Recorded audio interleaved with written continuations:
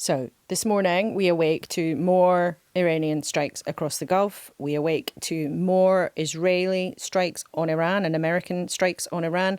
And we awake also to President Trump's relatively late yesterday, well, the second half of yesterday, asking China, France, Japan, South Korea and the UK to send ships to the Straits of Hormuz in order to protect that vital waterway that's a bit like, you know, the sort of maritime motorway for the world where oil and gas and all sorts of goods move through, currently clogged up because of the conflict, which is what has sent oil prices skyrocketing. That's a contrast to last Saturday's posting. The United Kingdom, once our great ally, maybe the greatest of them all, is finally giving serious thought to sending 2 aircraft carriers to the Middle East. That's OK, Prime Minister. We don't need them any longer, but we will remember. Henry, this is a reverse ferret from the leader of the free world. Yeah, it certainly appears to be in the sense of whether he needs the UK's assistance or not. Although, let's be clear, they're different things that he's asking for now compared to when he was saying he didn't need a UK aircraft carrier's assistance. But it does underscore the kind of whiplash that the UK government is feeling and so many allies of the United States are feeling in how to deal with President Trump. That's not new, but it is in a new and perhaps more kind of high wire context than ever, which is this conflict with Iran, where it's not clear from public pronouncement to public pronouncement what exactly President Trump's endgame is and how soon or how long it might be until he declares it. And it's something definitely picked up on by members of the public and newscasters like Pete. Pete's got in touch to say, hi, Trump says he doesn't want help from those that join after he's won the war. Today he wants equipment sent to help him. He needs to make up his mind. Well, you can imagine they probably feel that in Downing Street. And they also, I imagine, raised their eyebrows at another one of Trump's pronouncements, not this time on social media, but in a phone interview with some of our broadcast colleagues in America, where he said Iran wants a deal, but he's not ready to do a deal because the terms aren't good enough. But he might carry on bombing Karg Island, which our colleague Frank Gardner pronounced completely beautifully yesterday, and I'm sure I've mangled it then, which is a vital oil hub in Iran. He might carry on bombing it, and I quote, just for fun. Now, that is not how Western leaders would traditionally, conventionally talk about conflicts where lives are lost, lives are turned upside down, and things are destroyed. And I spoke to Admiral Lord West about this, who says that you have to send your battleships to the sound of gunfire. He's saying, you know, none of us like war. There are many listeners to our many newscasters who say it's another foreign war we're getting involved in. Don't get involved. But Lord West, who ran the Navy as First Sea Lord, told me if you don't join wars because you don't want to, you're going to end up joining them anyway. You can't avoid wars sometimes, and trying to avoid them makes you more involved. And I think you need to be involved. I think in this, for example, the case now where the Straits of Hormuz are closed, we should be looking at options to how could we join with the Americans if we want to keep these straits open over many months. Henry, it's a dilemma for the government, isn't it? Because they didn't get involved at first, which seems to be politically astute, say friends of Keir Starmer, the ones who left.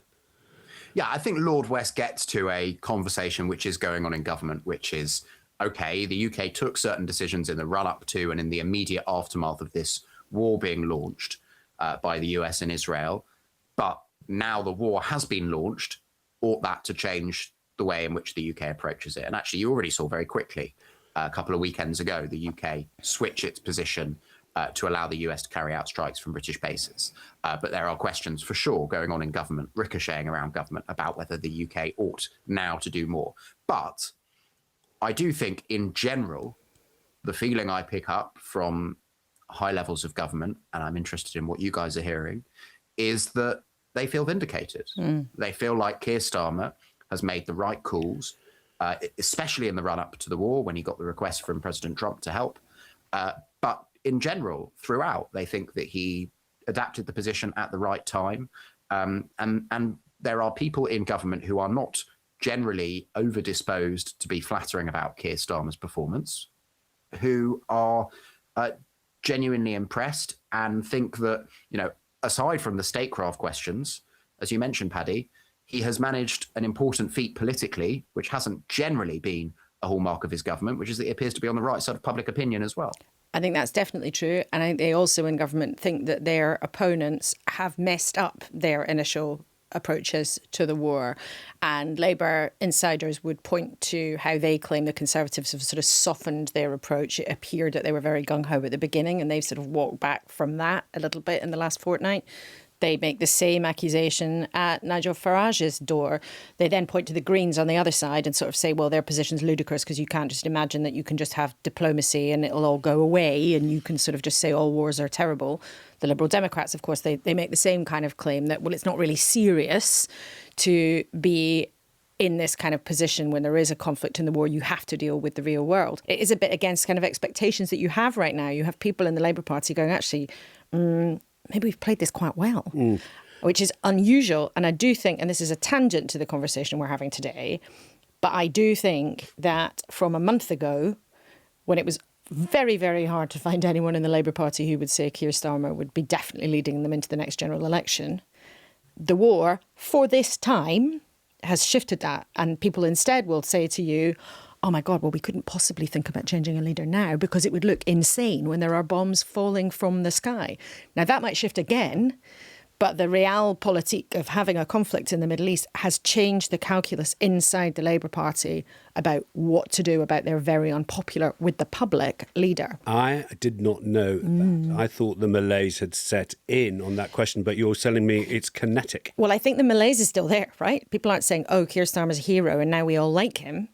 But that question of timing and that question of what to do has become an awful lot less tempting for people who were thinking, planning, wondering about whether or not they would have a change of leader after the May elections. That calculation has definitely shifted. I wonder, Henry, if you agree with that, because I don't want to overstate this. It doesn't mean that they now suddenly think Keir Starmer is marvellous and all will be well. No, I know you weren't saying that. But the picture has definitely changed in the conversations I've had this week. But Henry, does that match up? I totally agree. And worth remembering, in the vivid phrase of Ed Miliband, who, of course, has been giving an interview again this morning, a month or so ago, the Labour Party looked over the precipice and decided not to change leader. Now, they looked over the precipice then, and Labour MPs decided that the various candidates weren't quite right at that moment. Now, the question is not just whether those same candidates are quite right a month or so on. It's also, can you see them navigating this moment of geopolitics? Right. And almost by definition, any candidate to replace Keir Starmer as Prime Minister hasn't done the diplomacy of dealing with Donald Trump and other world leaders because they haven't been Prime Minister. So I don't think it necessarily changes the serious doubts, to say the least, about whether Keir Starmer will lead the Labour Party in the next general election. But assuming this war lasts for at least a little while longer, I think it certainly does change the dynamic around May. And given that was the moment of massive jeopardy looming for Keir Starmer, I think that's very significant. And let me add as a postscript, Lord West, who was, as Alan West, appointed a minister under Gordon Brown's administration, does also say Keir Starmer got the first stage of this war right. So earlier I was bringing you his views. And Henry's reminded us there's another news-making interview which we must now digest, which is one Ed Miliband on the sofa of one Laura Kuenssberg. Yes. So Ed Miliband was with us this morning, very timely because he's the Energy Secretary. And of course, this conflict is, of course, about Iran, the Iranian regime and the balance of power in the Middle East and Donald Trump. But it is also about oil and energy and how that affects every single one of us. And so it was very timely that we had the Energy Secretary on. He made pretty clear, I think, two important things: that if the energy price continues to spike in the way it has for some months, that mean that there might be a big increase in energy bills in the months to come, that the government would step in some way. He didn't want to be drawn on the details, but that's a live conversation in government. We know they talked to the Big Six this week about what they might do. The suggestions are that support would probably not be universal as it was, as you always remind us. Liz Truss paid everybody's energy bills with taxpayers' money. The other thing I think was very clear from talking to him is that if oil prices stay as high as they are at the moment, that the government will not put up fuel duty as they plan to do in September. Those things are both predicated on a big if the war continues and the oil price stays as high as it is. But if we come back to where we began, I was interested in two parts of his interview particularly. he did suggest that the UK government might consider sending some ships to the Gulf and potentially to the Straits of Hormuz. And I was slightly surprised by how open to that he sounded.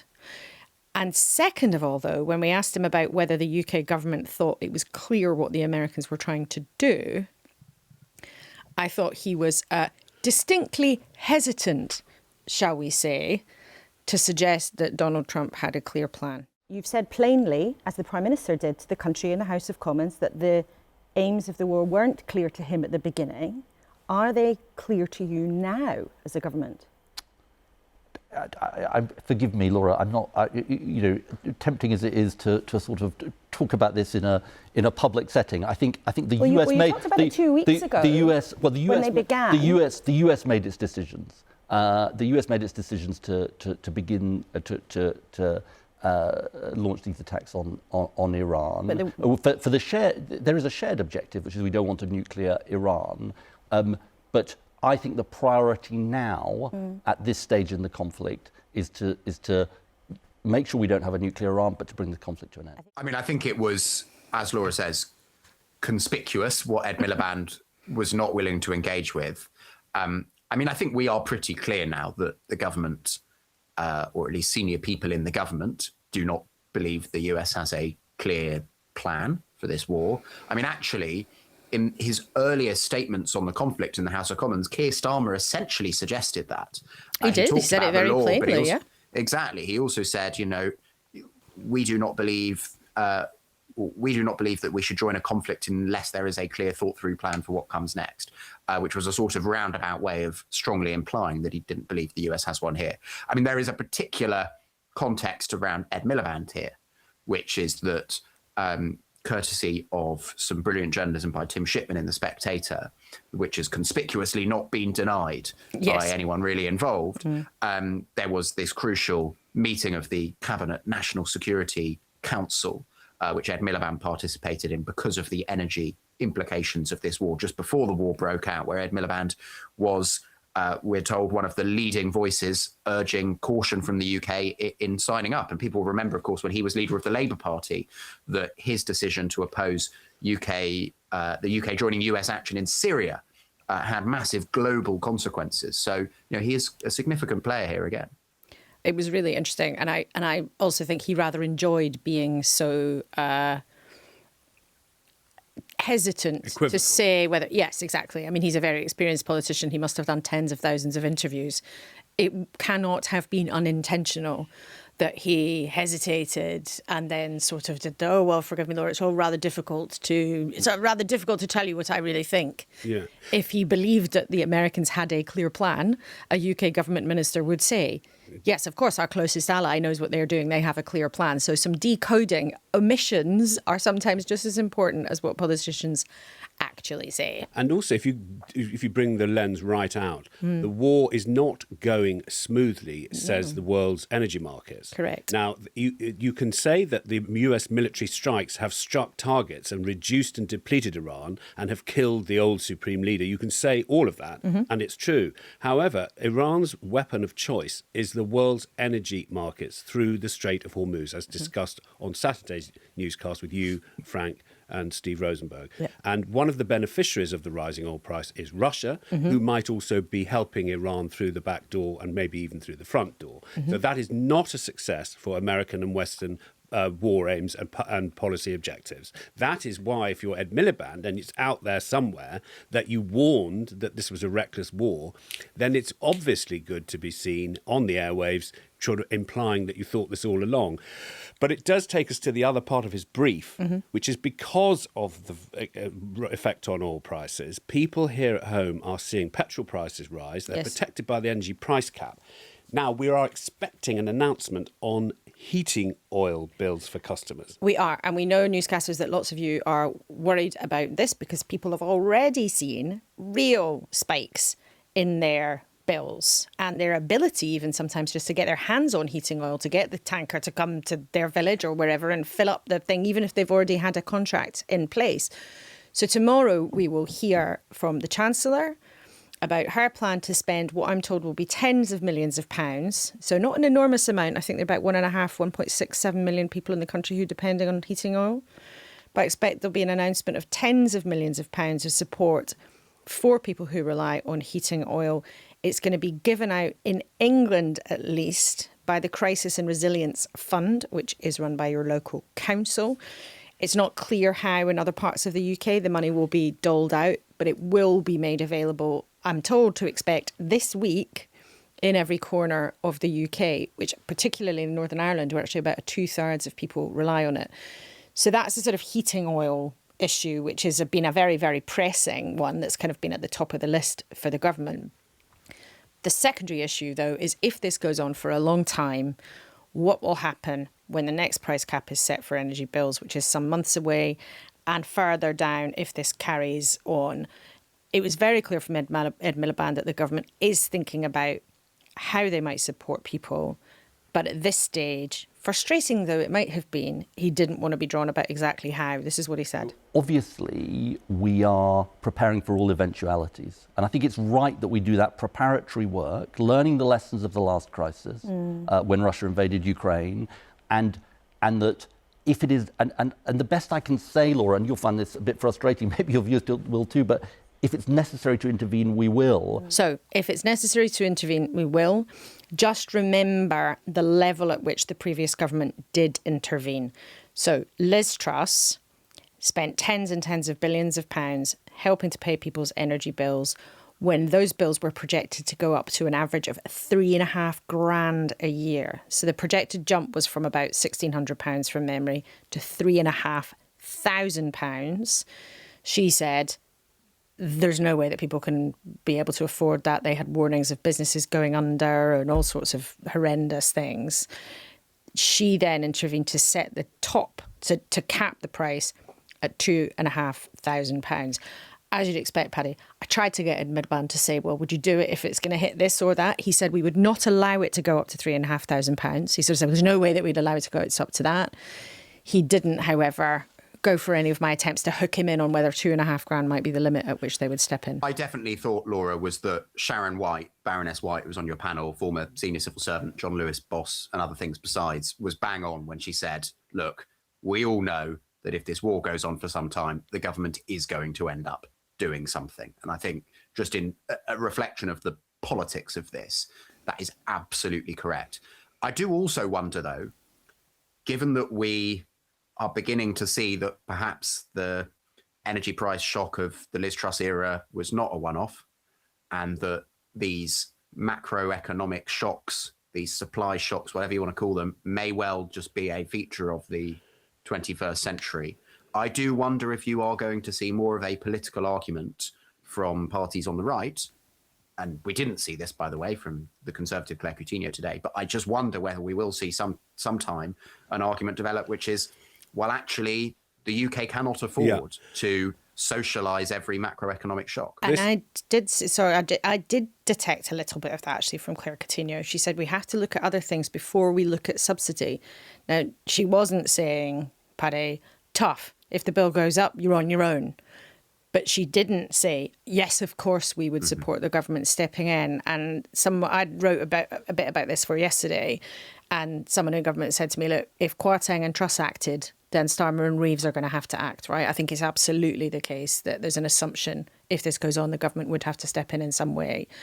There is, though, a conversation about whether or not that support could be for everyone, for the poorest household and the richest household. Yeah. There seems a determination in government it probably can't be universal because the money just sort of isn't there. But there's a really interesting wider conversation, and I wrote a bit about this yesterday. If the surprise of the 2020s is going to be that shocks come along every 2 years instead of every 15 to 20 years, maybe there has to be a different political conversation with the country. And it's the sort of emergencies create an expectation that the government's always going to step in. Well, I'm glad you've both taken us there, because this piece is also written today by Matthew Syed in the Sunday Times, who calls that snake oil. You've got to be more honest with us, the British public, says Matthew Syed, because what you're effectively doing is redistributing wealth from the future to the present. This business of holding on to nanny when the bills go up is not possible for us to keep funding. It's not accurate. It's not true to the public finances, says the piece by Matthew Syed. And therefore, it's interesting to note that the Conservatives are trying to find some clear blue water when you consider that, as I've always said, she paid Laura Kuenssberg's gas bill. But it's interesting because I spoke to people who were involved in that emergency action in 2022. And I also spoke to people who'd been involved in putting the furlough programme together. And they all sort of said two things were true at the same time. Is one, they absolutely felt that they had no choice but to act in those two scenarios. I mean, even furlough, it was striking. One of the people that was in the room making the decision said to me, we were told that 10 million people were going to lose their jobs. We had to do it. We had no choice. But another person involved in some of these decisions around the energy bill said, sometimes you make the wrong decisions for the right reasons. And they all kind of said we had to act, but maybe in reflection, the level of generosity might have been something that we would look again. If you look at the after effects, on government borrowing, also when it comes to furlough, people's attitude to going back to work, these sort of big, huge moments do have really, really long-lasting consequences. So there'll be people in Whitehall right now thinking, what on earth are they going to do in the autumn if these bills do go up in the way that we want? Can they repeat those decisions in the same way? Well, let's make some predictions. I would say... Oh, no. I would say no. Henry, I think we could play podcast prediction time. They will do a sort of means-tested assistance this time around, say I, who knows nothing. What do you say, who knows everything? I'm not sure about that. I certainly don't know anything about the future, but I think I agree with you. I think it'll be means tested, but I think there'll be furious arguments about where that boundary is drawn, as ever. And they're trying to look at it at the moment. And it was, again, from people involved in the decisions around Liz Truss, they did look at how they might be able to graduate the payments. And they concluded in the time they had, it was just impossible to do, because any system that you look at, whether it's bands of council tax or whether you look at household income, you end up with the kind of terrible case study of the people who just missed the cutoff, sometimes called the cliff edge when we have these conversations about tax bands or where something kicks in or not. But like you both, I agree with both of you. If we get to that point and it's still an if, I think the government will try to look at something that gives help to people who really need it, but doesn't give help to anyone. But something else, one of the former number 10 officials I talked to who'd been involved in these previous decisions, and sorry for keep banging on about it, but they said if you think about the world now, their phrase was, maybe it's just really expensive now to be normal. Which I just thought was really interesting. The world is so volatile, it just actually means things are more expensive. And that's why we understood this phrase, the peace dividend, because when the Cold War ended, all of this stuff went away. Yeah. And what did we do? Well, with hindsight, not enough, says just about everybody. Yeah. We took it for granted. We were complacent. That would include all of us, journalists, the political class, the voters in the West. And that's coming home to roost big time. But how then for a government that says it wants to help people with the cost of living and grow the economy? Well, if the oil price keeps spiking, economic growth ain't coming anytime soon. How then for a government that says it's going to find tens of billions of pounds to spend on defence, because the world is a scarier place, but they also might have to spend tens of billions of pounds to help people pay energy bills? And borrowing is already where it is. And the trajectory of bringing debt down, which the Chancellor says is very important, is already, about as steep as a car park. This is all really difficult, challenging stuff, not just because it's bombs falling from the sky onto oil refineries, onto people's heads. There's a danger and a security question, but also political and economic questions about how on earth governments right around the world manage all of these enormous challenges. And this was predicted. If you bomb Iran, Iran's weapon of choice is the Strait of Hormuz and the world's energy markets. That was known before Israel and the United States took out the supreme leader. So the question was always, I've always said it like this, you've got to look at the map and you've got to look at the clock. So we know now the map's taught us a fifth of the world's oil supply goes through something about an inch wide, which is controlled by Iran. That's what actually was the case before they started bombing. It's been the case throughout the oil-making history, and it's still the case. That's the map. Then the clock. How long can this go on? The Sunday journalists today agree. The world says it's got to come to an end. And we know that Donald Trump will declare victory. When this ends, he will say it's a victory. But what we don't know is when. And then in the middle of it is all the political gesturing that you've been talking about and Henry's been reminding us about. The government every day, the British government, has to come up with a way, Henry, of telling us, the voter, what they think about today when they don't know what tomorrow will bring in terms of this conflict ending. Yeah, and good luck with that. I mean, this is the thing. It's an extraordinarily hard period to be in government. I mean, I'm sure no one who's ever been in government thinks it's an easy period to be in government. But, certainly if you compare Keir Starmer and his government to the last Labour government, as people around Keir Starmer sometimes do in private, and they say, well, look, they were just spending the proceeds of growth and distributing them around. Whereas this government has a much tougher task in terms of how it explains where it's going. And, the public opinion evidence is that the public are angrier and more frustrated and more volatile than ever. And there's a big set of elections around the corner. Mega May, it's coming thick and fast down the tracks. But again, as you said, about 18 months ago, we'd be talking about foreign policy much more than any. I think you said that. Habit. Did I say that? It wasn't me who said that. Well, we are as one. I repeated Paddy. it. We are as one. I Laura-splained it back to you. What should we look for this week, Henry at home? Well, I think what Rachel Reeves announces tomorrow will be a big moment, obviously, for those who use heating oil, but also in terms of any indications we get from her about the direction of her thinking about other energy supply issues that may well be coming down the track.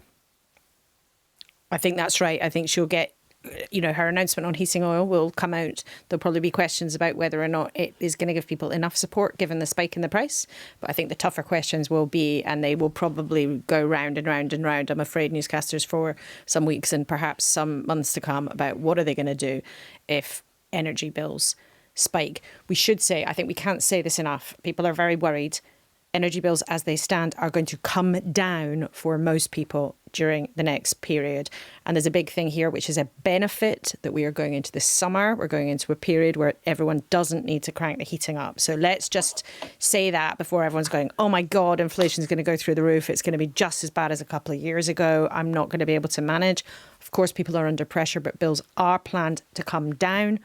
What we're talking about is what might come after that, which could be very serious, but it's still an if. Very important way to go out. I want to put three initials in, which I think we'll hear more about this week. LPG. Yes. We heard from many Radio 4 listeners this morning when we spoke about heating oil, saying this is the same problem. LPG is not capped either, and I heat my home with LPG.